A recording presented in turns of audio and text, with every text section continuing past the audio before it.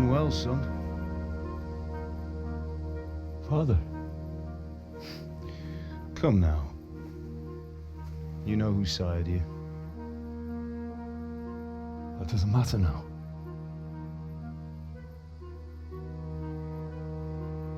I miss you, Amar. I miss you very much. You'll be fine. We're proud of you. For what? I let you down. I lost the sword. I let that bastard get away. Don't be so hard on yourself. There was nothing you could have done to save us. And someone has to live and carry the torch. As for the sword, it's just a thing. You didn't want me fighting. Now look at me. Standing up to evil isn't the same as sowing its seeds. You did what was right.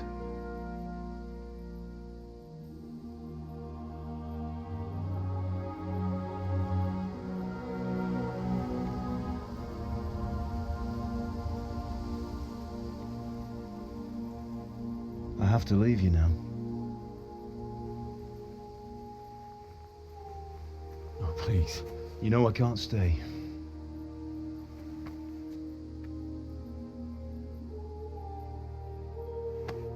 Will I ever see you again? God knows.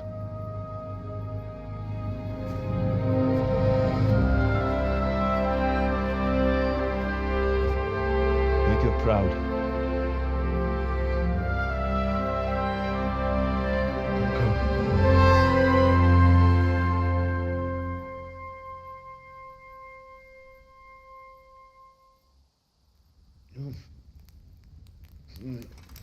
Oh, don't go. No. What on earth were you dreaming about? I couldn't wake you, and it's well past dawn. Sir Radzig wants you at the upper castle. The lords are in council with Jobst. Right. I'll go straight away.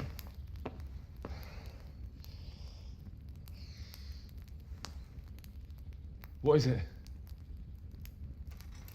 It's just... I don't know how to address you anymore. All of a sudden you're Sir Radzig's son, hobnobbing with lords and ladies. And here's me, as common as muck. Oh, give over, you idiot. Do I look like a lord to you? Not really. You're as much a lord as I am a nun. And I've never looked good in a habit. Get out of here! Or I'll have you clapped in the stocks.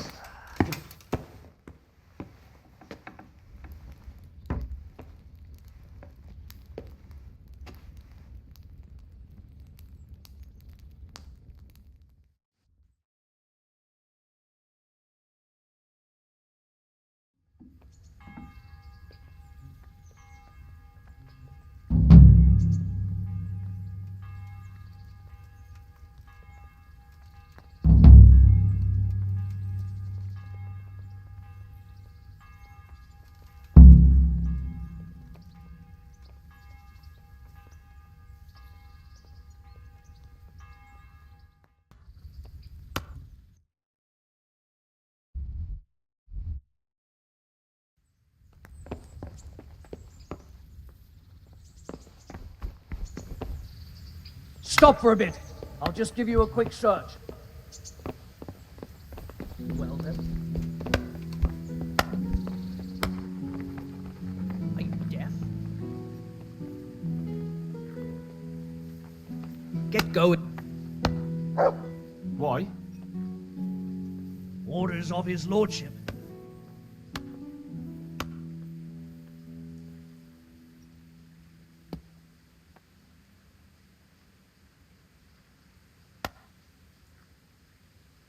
For God's sake, don't bother me. Any delay could cost lives. Yeah, all right. Go ahead then.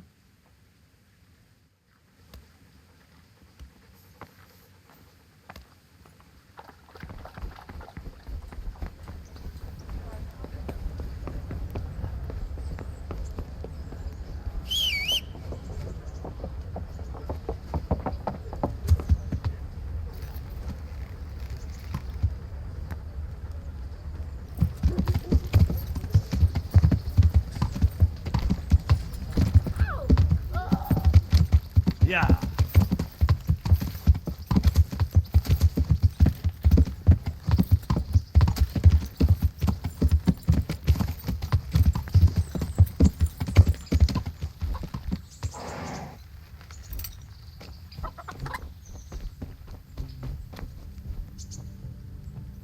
My humble greetings. How may I help you? I'm interested in your services. So what are you interested in? I'll certainly need a physician to treat my wounds. Then a hot bath and laundering my clothes. As you wish. Do you have the coin? Fine. Here it is. I'm sure you'll be extremely satisfied.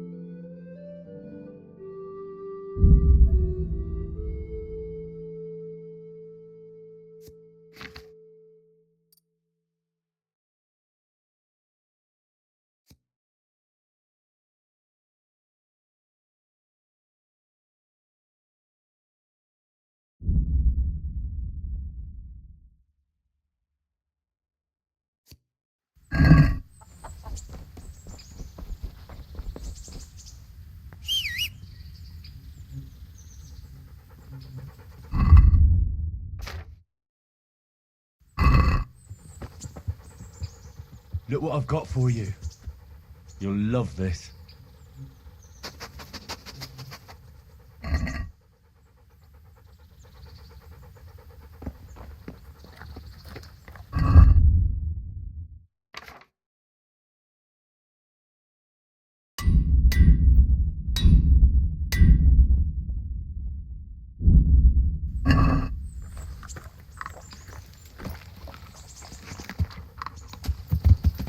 Yeah.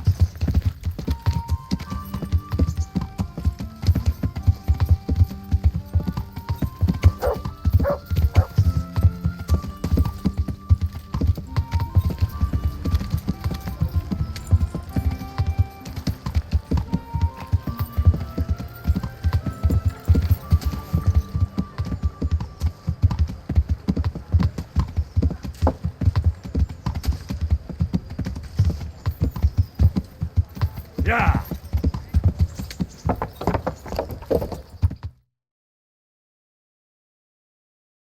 Ah, Hal. Are you going to the meeting with Margrave Jobst as well? I am. What about Istvan? I assume that we didn't catch him? No. Because if we had, you'd be the first one to know. Have no fear. We'll get him eventually. I hope you're right. Anyway, let's go and see what Jobst wants from us.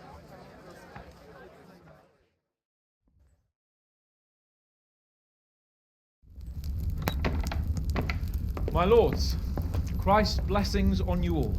And on you, Lord Capon. And this is my son, Henry. I didn't know you had a son, Sir Redzig. It came as a bit of a surprise to young Henry, too. This gentleman here is John II of Liechtenstein, a member of my council. I'm honored, gentlemen. Come join us. Margrave Jobst was just about to tell us the reason for his visit. Your Grace? I'm sure we're all agreed, Your Graces, that all this unrest must come to an end. This kingdom needs a king. Question is, which king? My cousin, Wenceslas IV, who is being held in captivity. I have to confess, my lord, that your answer surprises me a little. If I'm correctly informed, until recently you sided with your other cousin, Sigismund. That I cannot deny, and I have always stated my position plainly. But times have changed. How have they changed, your grace? Sir, there is one thing on which we undoubtedly concur, that King Wenceslas, unfortunately, did not inherit his father's gift for governing. Sadly, his failures have cost Bohemia, the nobles, and our whole Luxembourg family a great deal of money and effort. How did the king let it go so far, damn it? It's in his temperament. He cares only for wine, women, and the hunt. A king, in fact, who never wanted to be king. Then why didn't he just let his brother have the crown? Young sir, the crown weighs heavy when there are duties to be performed, but to surrender it means giving up great privileges too. But he did surrender power to his brother. When things started getting out of hand, Wenceslas appealed to Sigismund for help in restoring order. What, you're saying Wenceslas invited him here? This is starting to make my head spin. Actually, it makes sense when you think about it. Sigismund wanted to re-establish the power of the whole House of Luxembourg. He thought if he helped Wenceslas win the imperial crown, in return his brother would help him become the king of the Romans, and leave the actual reign of Bohemia and the empire to him. Sigismund would govern, while Wenceslas could carry on doing what he was best at, enjoying the life of the imperial court. Why wasn't Wenceslas crowned Holy Roman Emperor long ago? He was already elected king of the Romans. All he had to do was go and let the Pope put the damn imperial crown on his head. Who knows? Maybe he'd prefer hunting and consorting with bathhouse wenches to spending time with the Pope. Well, so would I must admit. Sigismund's plan seemed sound enough, but it didn't quite work out, did it? It worked for a while. He and his brother reached an agreement. Sigismund took over administration of the kingdom and began planning Wenceslas's journey to Rome for the imperial coronation. But then Wenceslas realized he would just be a puppet with a crown. I must say, Margrave Jobst, Wenceslas and Prokop behave rather like naughty children in need of a good clout about the ears. Sigismund would agree.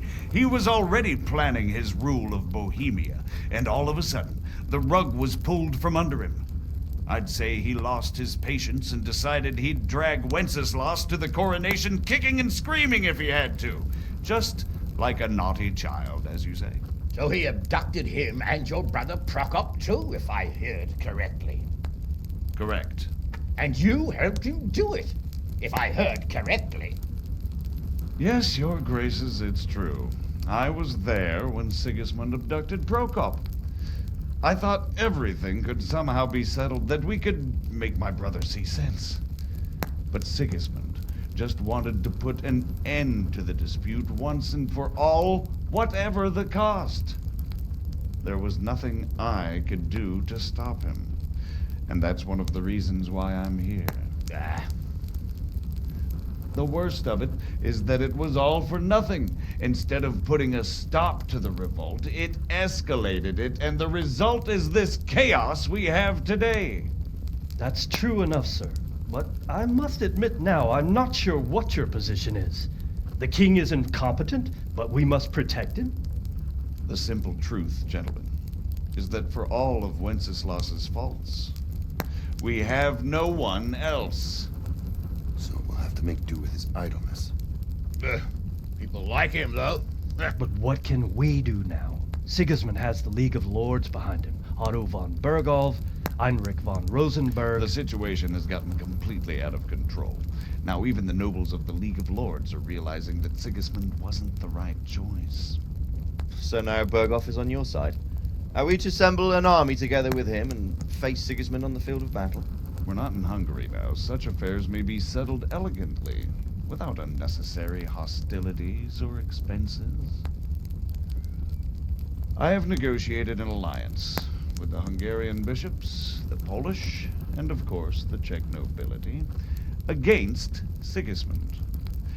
Every day he is losing the ground under his feet, and that's why I need your help too.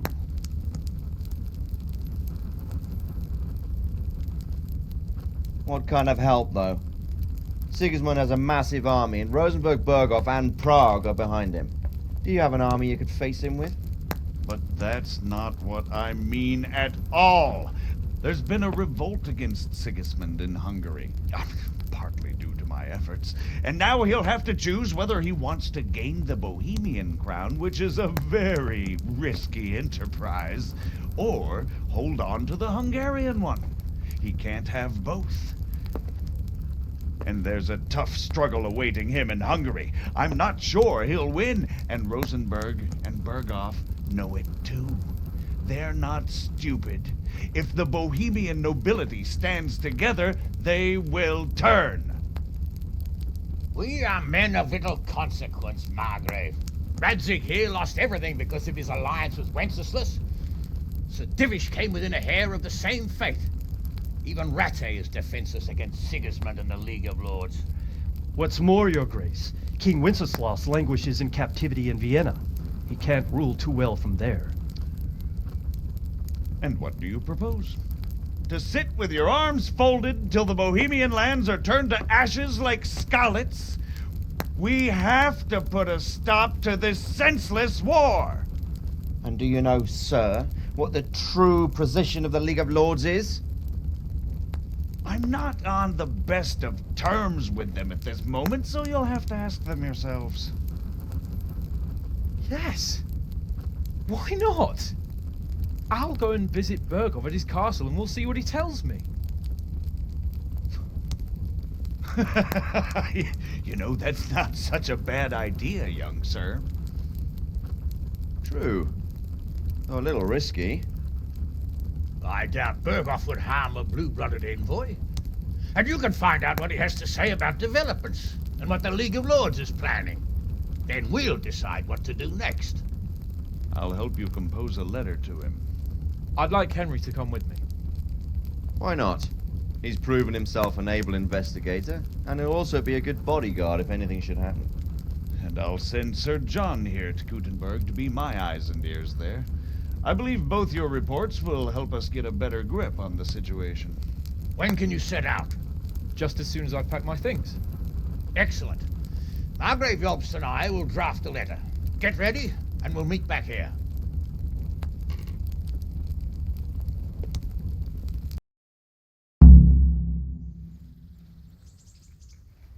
I expect it would be best to write it in your name as Lord of Lipa. Quite so, Margrave. What exactly am I to write? Oh, what isn't really the...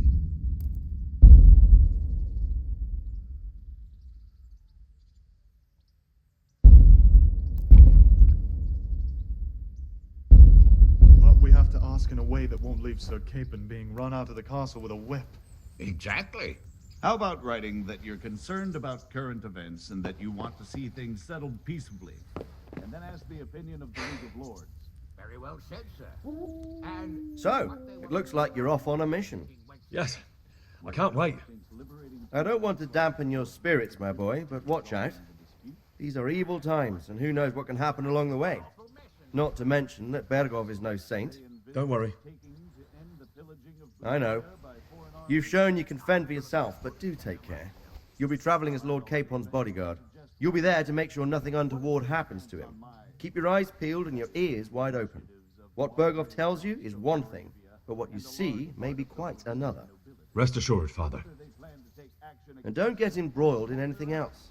Just hand over the letter, hear out his reply, and return. Yes. Very well. Berghoff is at Trotsky Castle. I think you'll find it quite an eye-opener. It's one of the finest castles in the land. It's 3 days' ride from here, so unless you hit a snag along the way, you'll be back soon enough. Any questions? I'm getting a bit lost in the Luxembourg lineage. It all seems a bit too tangled. The Luxembourgs have ruled the Empire and Bohemia for almost 100 years now. Emperor Charles brought this land to prominence. When he was in power, things had never been so good. Wenceslas and Sigismund are his sons, but by different mothers. Jobst and Prokop are their cousins. They were entrusted with governing Moravia, but instead, they've been in a bitter armed feud for years, and now Sigismund's fallen out with Wenceslas. Wenceslas also had another brother, the youngest, John of Görlitz, who was most probably poisoned. They seem like a hot-blooded lot. It's hard to keep up with their affairs, since they tend to change their alliances from one day to the next. Who is he really, this Jobst? The cousin of King Wenceslas. He's the Margrave of Moravia. I admit I don't know what to make of him myself. Until recently, he was allied with the League of Lords. For a time, he even served Rupert of the Palatinate against the king. And now suddenly, he's reversed his position. I don't know what led him to do it, and one can't help being suspicious. It's best to keep a watchful eye on him, but he really is the leader of the resistance against Sigismund these days. We'll just have to see how it all turns out.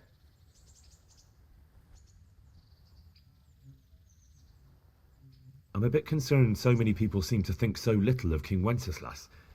You knew him, didn't you? What's he really like? Well, there's no straightforward answer to that question. He certainly makes a great hunting and drinking companion, but he can be very fiery and impetuous when things don't go how he'd like them. He never had much of a head for high office. He finds it tiresome. But once a man's grasped the scepter, it's hard to let it go again. You can't just abscond. You've seen for yourself what happens when he disappears for a few months. Better a bad but legitimate king than a bloody war over the throne. Who is this Prokop that Jobst spoke of? Jobst's brother, the king's cousin. He and Jobst warred over Moravian supremacy for years. Then they were allies for a while, betrayed Wenceslas and sided with Rupert of the Palatinate. But after Sigismund abducted Wenceslas, Prokop fomented a revolt against him, and Sigismund had him captured. Politics. Make of it what you will. I, for one, can't make head or tail of it most of the time.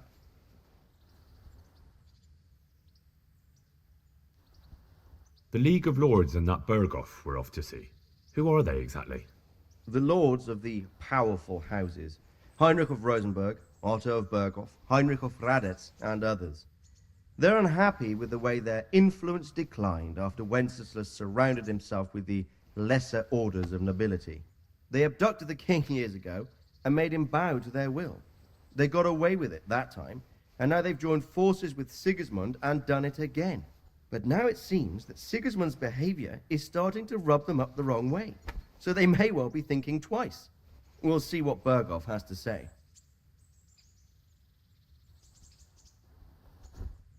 I don't know all that much about Sigismund. He's the king's younger brother and king of Hungary in his own right. 7 years ago, he led a crusade against the Turks and was defeated at Nicopolis. Some say it was due to the recklessness of the French knights, most of whom were mercilessly slaughtered. Sigismund is ambitious and capable. He might well make a better ruler than Wenceslas, but he's arrogant, and to our misfortune, brutal. Not long ago, he himself was held captive by the Hungarian nobility. They dislike him as much as some of the Czech and German noblemen do his brother Wenceslas. Ironically, Wenceslas joined forces with Jobst to liberate him. And now this is how Sigismund repays his brother. There's no doubt about it, God does move in mysterious ways.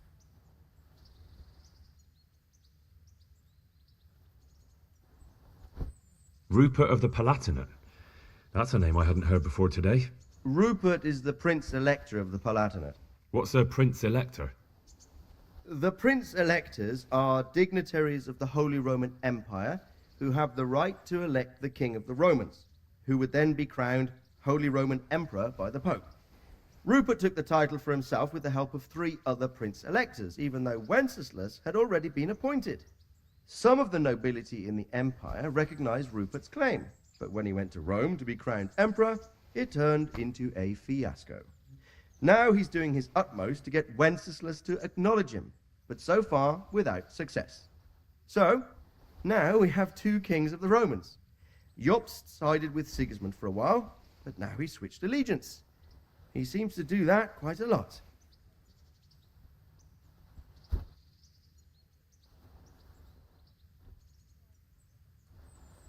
That young man, Sir John of Liechtenstein, why is he here? The Liechtensteins are a powerful Austrian family with estates in Austria and Moravia. Sir John sits on Jobst's council.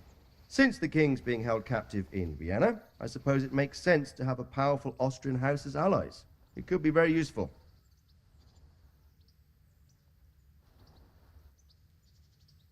That's about all.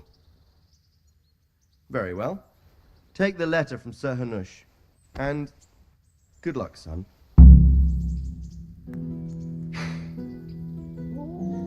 So what do you think of it all, Sir Divish? I think I don't know what to think. That makes two of us. If I didn't know anything about Jobst, I'd say he's right. Absolutely true. But I've heard too much about it already.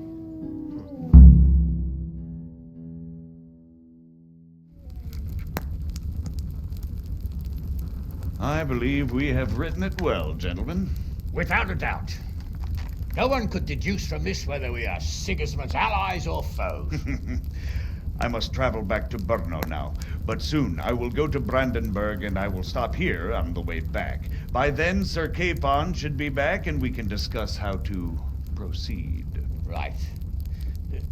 Before you leave, my lord, there is one thing that gives me no rest.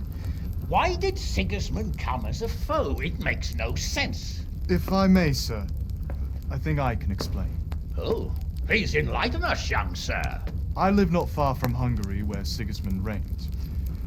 It is a savage country, and the constant war with the Turks has hardened the people. They need a monarch with an iron hand. So when Sigismund felt the wind of revolt, he reacted as he would at home. Only what works on the Hungarian nobles does not work here in Bohemia. Bringing order is one thing, but slaughtering and pillaging with a horde of barbarians quite another. What purpose does that serve? But Sigismund did give the Bohemian nobles a chance to take his side. It was only when they refused his ultimatum that he lost patience and took to the sword. As for the barbarians, he could afford nothing better.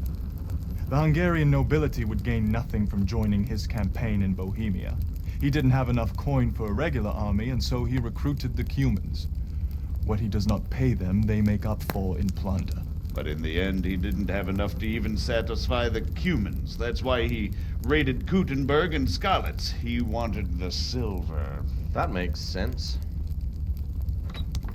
My lords, how's the letter coming along? It's done. Then we can be on our way. Now remember what we said, boy. All you have to do is deliver the letter, listen to the answer, and come back here. Don't provoke Berghoff in any way. Provoke? Me? Never, Uncle. We'll be back in a few days. Farewell, your graces. Come, Henry, my men are waiting. I wish you Godspeed.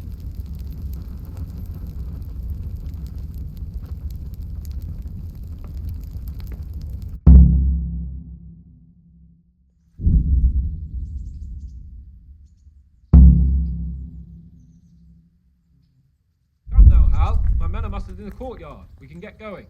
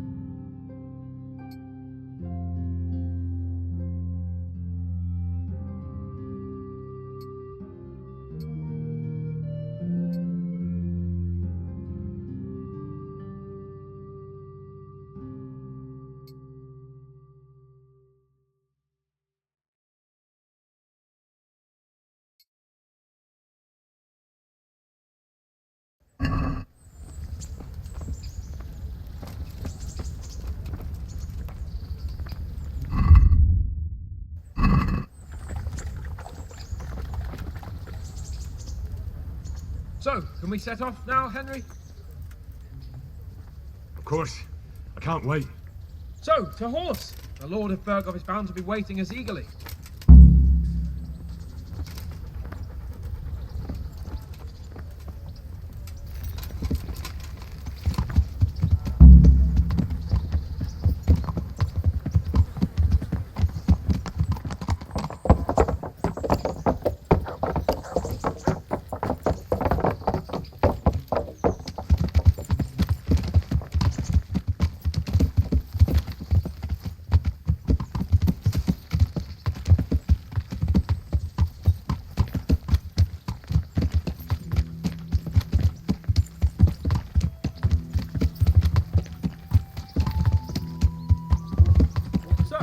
Life as a high-born bastard. I'm getting used to it. What about Rodzi? Has he accounted for not owning up to you the whole time? He explained it. All will be well, I think. Glad to hear it. It's far more acceptable for a nobleman to befriend a noble bastard than a blacksmith's son. Mind you, don't come to blows with a blacksmith, my young lord.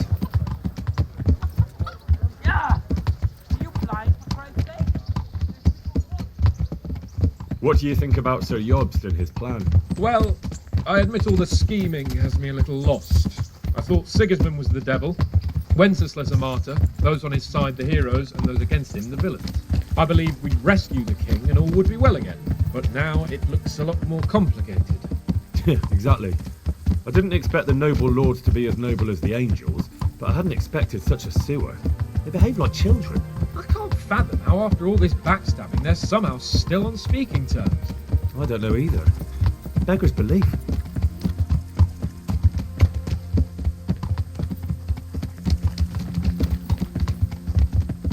Did you know that King Wenceslas is such a... feckless drunkard? Not really. And to be honest, I'm not sure I wanted to know. I slept better believing my fate was watched over by a wise and powerful monarch. So did I. What a dismal world when you can't keep trust in your own king. On the other hand, times were better with him here than with him gone. Isn't that the truth?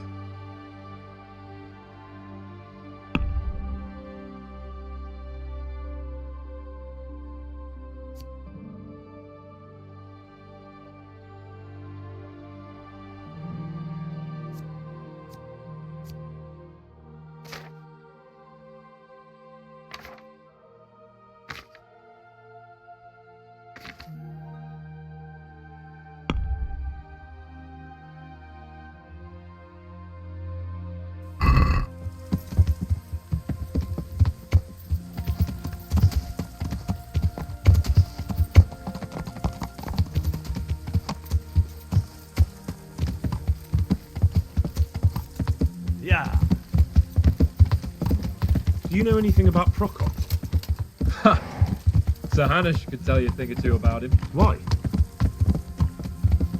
Last winter, a certain Sir Jan Sokol of Lamberg, a well-known knight, or robber baron to some, tried to occupy the city of Iglau, which was on the orders of none other than Prokop. And what has that got to do with Hanush? Well, he was there with him. Of course, that's not something to brag about in front of Jobst. And what was it all about? They wanted to occupy a city that was on the side of the League of Lords, but despite there being several hundred strong, they didn't take it. For one thing, they couldn't get past the Iglau women, with their pitchforks and cauldrons of hot water. I would never have thought of Sir Hanush as such a rebel.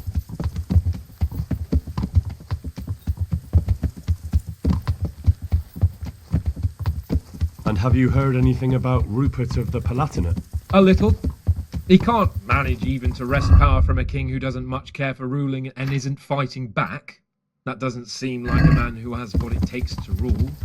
And that's all I need to know.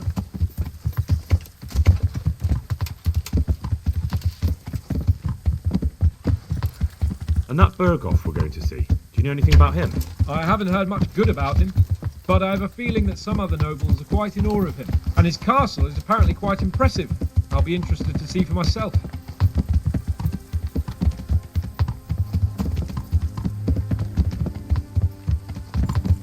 What about the League of Lords? Wealthy, pompous. The king doesn't seem to like them much. He's chosen to let the lesser ranks of the nobility into his circle, men like your father.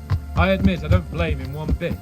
But the Lords weren't happy about their lost influence, so they put their foot down. If I were Wenceslas, I'd have let them hang after they abducted me the first time. But he gave them seats at the provincial council? Little wonder they're back at their old tricks.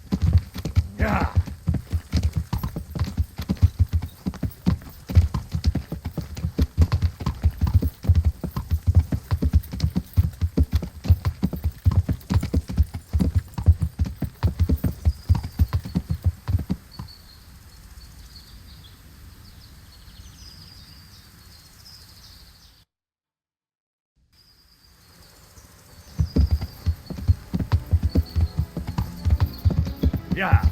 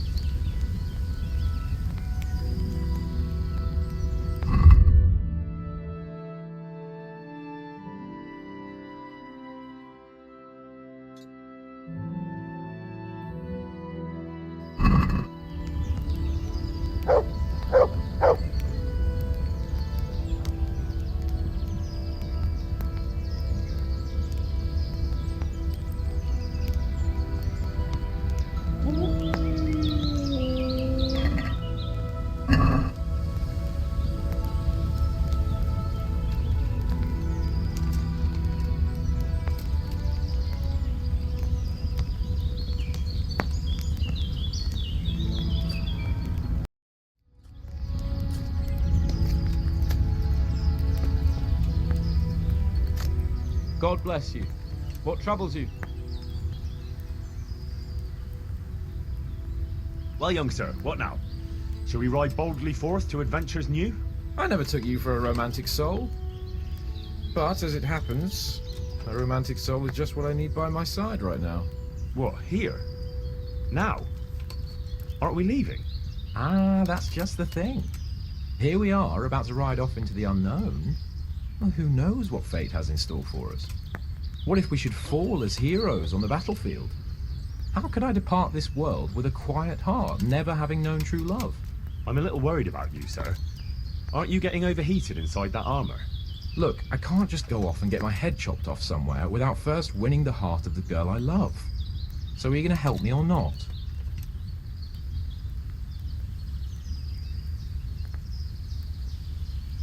Well, affairs of the heart are what I do best.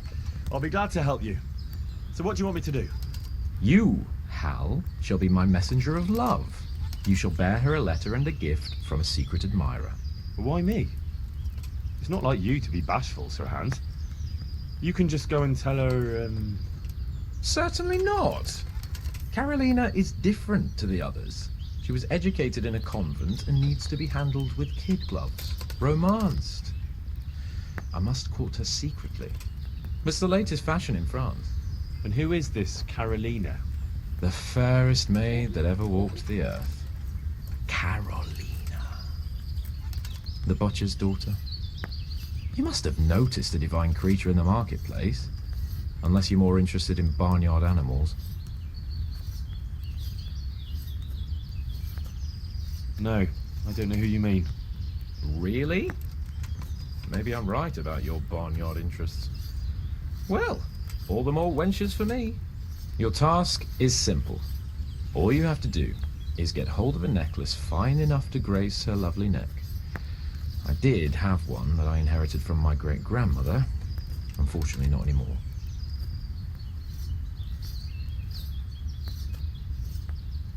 What happened to it? I lost it playing dice at the inn. But you'll get it back for me. You're a smart lad. I'm sure you'll figure out a way.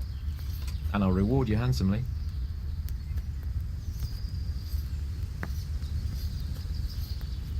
Oh, all right then.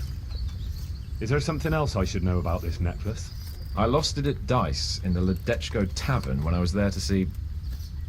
Well, that's not important. So you bet a rare family heirloom, even though you don't know how to play dice? I do know how to play dice, as long as the other fellow doesn't cheat. No doubt he'll still be sitting there, swindling other folk out their hard-earned groschen. Well, then you ought to have had him clapped in the stocks. But all right, if that's what you want, I'll go to Ledechko and find this swindler of yours. Well, there's more than one way to skin a cat. Goodbye.